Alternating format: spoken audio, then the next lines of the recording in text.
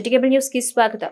కృష్ణా జిల్లా ట్రెజరీ కార్యాలయంలో ఏసీబీ దాడి నిర్వహించి 10,000 రూపాయలు లంచం తీసుకుంటున్న అకౌంటెంట్ ప్రసాద్ని ఏసీబీ అధికారులు పట్టుకున్నారు. మచిలీపట్నం కలెక్టరేట్ జిల్లా ట్రెజరీ కార్యాలయంలో ఏసీబీ దాడులు 10,000 రూపాయల లంచం తీసుకుంటూ అకౌంటెంట్ ప్రసాద్ ఏసీబీ అధికారులకు పట్టుబడ్డాడు. మున్సిపాలిటీ డ్రైవర్ ఉద్యోగం చేస్తూ అమీర్ మరణించడంతో భార్యకు 3 నెలల జీతం మంజూరు చేయడానికి 10,000 రూపాయల లంచం డిమాండ్ చేయడంతో బాధితులు ఏసీబీ అధికారులను ఆశ్రయించారు. ఏసీబీ అధికారులు చాకచక్యంగా లంచం తీసుకున్న ప్రసాద్ను పట్టుకున్నారు. లంచం తీసుకుంటూ అకౌంటెంట్ ఏసీబీ అధికారులకు పట్టుబట్టం ఇది రెండోసారి. ఈ రైడ్లో అవినీతి నిరోధక శాఖ ఏఎస్పీ స్నేహిత, డీఎస్పీ సత్యానంద్ తదితరులు పాల్గొన్నారు. మచిలీపట్నం మున్సిపాలిటీలో డ్రైవర్గా పనిచేసి రీసెంట్గా చనిపోయిన ఒక డ్రైవర్ అమీర్ అని ఆయన చనిపోయాడండి. విత్ సమ్ అదర్ రీజన్స్, క్యాన్సర్తో చనిపోయాడు.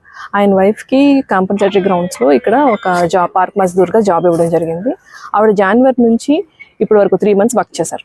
ఆ 3 monthsకి సంబంధించిన ఆవిడ శాలరీ బిల్స్ని ప్రాసెస్ చేయడానికి ఇక్కడ డిస్ట్రిక్ట్ ట్రెజరీ ఆఫీస్లో ఉన్నటువంటి జూనియర్ అకౌంటెంట్ వరప్రసాద్, నాగేశ్వర వరప్రసాద్ ఆయన ఆ శాలరీ బిల్స్ని ప్రాసెస్ చేయడానికి 10,000 రూపీస్ డిమాండ్ చేసి తీసుకుంటూ రెడ్ హ్యాండెడ్గా దొరికాడండి. కేసు రిజిస్టర్ చేసాము, ఇన్వెస్టిగేషన్ చేస్తున్నాం. ఇదే వ్యక్తి ఇంతకు ముందు ఎవరైతే చనిపోయాడో ఆయనకి చనిపోయినందుకు రిటైర్మెంట్ అలవెన్సెస్ వస్తాయి కదా, 9 లక్షల రూపాయలు అలవెన్సెస్ వస్తాయి. ఆ బిల్ పెట్టడానికి కూడా డిమాండ్ చేయగా జస్ట్ 4,000 ఇచ్చారు వాళ్ళు. రిమైనింగ్ అమౌంట్ ఇవ్వలేదని చెప్పి దాన్ని కూడా పెండింగ్లో పెట్టారు. ఇప్పుడు ఈ శాలరీ బిల్ కూడా ఇవ్వలేదు. దాంతో ఈ శాలరీ బిల్ కోసం 10,000 డిమాండ్ చేస్తే వాళ్ళ పాపం పాతది 4,000 ఇచ్చి ఇప్పుడు 10,000 ఇవ్వలేక వచ్చారు ఏసీబీకి. కేసు రిజిస్టర్ చేస్తాం, దర్యాప్తు చేస్తాం. ఈ ఎన్నికల్లో సైతం జగనన్న పాలన వైపే అత్యధిక శాతం మంది ప్రజలు మొగ్గు చూపుతున్నారని, ఏ ఇంటికి వెళ్లినా ప్రజాదరణ విశేషంగా ఉందని వైసీపీ ఎమ్మెల్యే అభ్యర్థి పేనికిట్టు పేర్కొన్నారు. మచిలీపట్నం మండలం సిరివెల్లపాలెంలో ఆయన విస్తృతంగా పర్యటించారు. తొలుత గడప గడపకు మన సంక్షేమం కార్యక్రమం పట్ల స్థానిక ప్రజల్ని చైతన్యపరిచారు. ఈ సందర్భంగా పేనికిట్టు మాట్లాడుతూ రాష్ట్ర విభజన తర్వాత టీడీపీ, వైఎస్ఆర్సీపీ ప్రభుత్వాలు పాలన సాగించాయన్నారు. గత టీడీపీ, ప్రస్తుత వైఎస్ఆర్సీపీ ప్రభుత్వాల పాలనలోని వ్యత్యాసాన్ని ప్రజలు గమనించి రానున్న ఎన్నికల్లో ఓటు వైఎస్ఆర్ కాంగ్రెస్ పార్టీకే వేయాలన్నారు. టీడీపీ హయాంలో చంద్రబాబు ప్రభుత్వ విద్యా వ్యవస్థను నిర్వీర్యం చేశారని గుర్తు చేశారు. జగనన్న అధికారంలోకి వచ్చాక విద్యా వ్యవస్థలో విప్లవాత్మక మార్పులు తీసుకొచ్చి కార్పొరేట్ పాఠశాలకు దీటుగా ప్రభుత్వ పాఠశాలలో బోధన అందించేలా చర్యలు చేపట్టారన్నారు. వైద్య రంగాన్ని ప్రక్షాళన చేసి ప్రభుత్వ ఆసుపత్రుల్లో పేదలకు మెరుగైన వైద్య సేవలు అందిస్తున్నారన్నారు. జగనన్నను ఎదుర్కోలేక పొత్తులు పెట్టుకుని మోసపూరిత వాగ్దానాలతో మరొకసారి ప్రజల ముందుకు వస్తున్నారన్నారు. చంద్రబాబును నమ్మి మోసపోకుండా రానున్న ఎన్నిక వైఎస్ఆర్సీపీని ఆశీర్వదించాలని పేనికిట్టు ప్రజల్ని కోరారు. అజ్మీర్ బాబా సేవా సమాజం, వైజ్ మెన్ క్లబ్ల సంయుక్త ఆధ్వర్యంలో వడదెబ్బ నివారణకు హోమియో మందులు పంపిణీ చేశారు. అజ్మీర్ బాబా సేవా సమాజం, వైజ్ మెన్ క్లబ్ల సంయుక్త ఆధ్వర్యంలో వడదెబ్బ నివారణకు హోమియో మందులు పంపిణీ చేశారు. సర్కార్ తోటలో నివాసి వృద్ధాశ్రమంలో ఈ మందులు పంపిణీ చేశారు. హోమియో వైద్యుడు నేతి ప్రభాకర్ సహకారంతో వైజ్ మెన్ క్లబ్ అధ్యక్షుడు సయ్యద్ పీర్ వీటిని వృద్ధులకు అందించారు. వాతావరణంలో వచ్చిన అనూహ్య మార్పుల వల్ల ఈ వేసవిలో ఎండలు, వడగాల్పుల తీవ్రత అధికంగా ఉన్న నేపథ్యంలో వడదెబ్బ నివారణకు హోమియో మందులు వినియోగించాలని సయ్యద్ పీర్ ఈ సందర్భంగా సూచించారు. ఈ కార్యక్రమంలో గణేష్, అమన్ బాషా, అన్నం నాగేశ్వరమ్మ, ఇస్మాయిల్ తదితరులు పాల్గొన్నారు.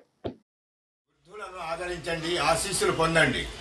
ఈ రోజు సర్కారు తోటలోని శ్రీ వాసవి వృద్ధాశ్రమంలో వడదెబ్బ నివారణకు ఉచిత హోమియో మందులను పంపిణీ చేయడం జరిగింది. ప్రముఖ హోమియో వైద్యులు డాక్టర్ నేతి ప్రభాకర్ గారు సహాయ సహకారాలు అందించారు. హోమియో మందుల వలన ఎలాంటి సైడ్ ఎఫెక్ట్స్ ఉండవు. చిన్నపిల్లల నుండి వయోవృద్ధుల వరకు హోమియో మందులు వాడి మీ ఆరోగ్యాన్ని కాపాడుకోండి. మితిమీరిన మానవ కార్యకలాపాల వలన వాతావరణంలో మార్పులు సంభవించి ఎండలు తీవ్రంగా ఉన్నాయి, వడగాల్పులు వీస్తున్నాయి. హోమియో మందులు వాడి వడదెబ్బ తగలకుండా ఆరోగ్యాన్ని కాపాడుకోవాలి. దేశవ్యాప్తంగా ఎండ తీవ్రత, వడగాల్పులు ఎక్కువగా ఉన్నవి. ప్రజలు జాగ్రత్త వహించాలని ప్రపంచ ఆరోగ్య సంస్థ హెచ్చరిస్తున్నది. ఎండ సమయంలో బయటకు వెళ్లరాదు. అత్యవసరమైతే కంటి నల్లద్దాలు ధరించాలి. కాటన్ దుస్తులు, తలకు టోపీ, గొడుగు మరియు మంచినీళ్ల సీసా దగ్గర పెట్టుకోవాలి. మజ్జిగ, పండ్ల రసాలను తరచూ తీసుకోవాలి. కాచి చల్లార్చిన మంచినీటిని తాగాలి. ఇంటి పరిసరాలను పరిశుభ్రంగా ఉంచుకోవాలి. హోమియో మందులు వాడి వడదెబ్బ తగలకుండా మీ ఆరోగ్యాన్ని కాపాడుకోండి. ఆరోగ్యమే మహాభాగ్యం. వృద్ధులను గౌరవించుట భారతీయ సంస్కృతి. వృద్ధుల్ని చెత్తకుప్పల్లా తీసి పారేయకండి. వృద్ధులే ప్రపంచ యువతరాలకు మార్గదర్శకులు. భారతీయులు సేవా సౌభాతృత్వముల మోక్షువులు. వేదం జీవన సారం. భారతీయ ఆధ్యాత్మిక చింతన. మచిలీపట్నం మండల ఆర్యవైశ్య సంఘం ఆధ్వర్యంలో కృష్ణా జిల్లా ఆర్యవైశ్య సంఘం సౌజన్యంతో భద్రాద్రి రామాలయం వద్ద మజ్జిగ పంపిణీ చేశారు.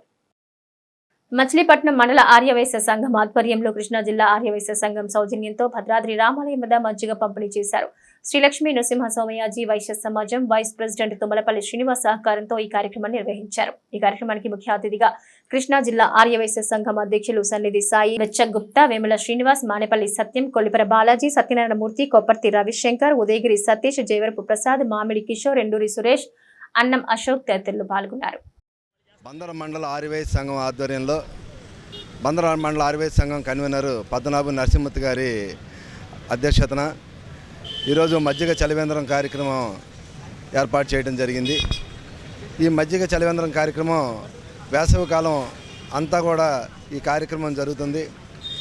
పల్లెటూరు నుంచి పక్క ఊరు నుంచి వచ్చేటువంటి బాటసారులకు ఇటువంటి కార్యక్రమాలు ఎంతో ఉపయోగకరంగా ఉంటాయి. బందర మండల ఆర్యవైశ్య సంఘం వారు అనేక సంక్షేమ కార్యక్రమాలు చేస్తున్నారు.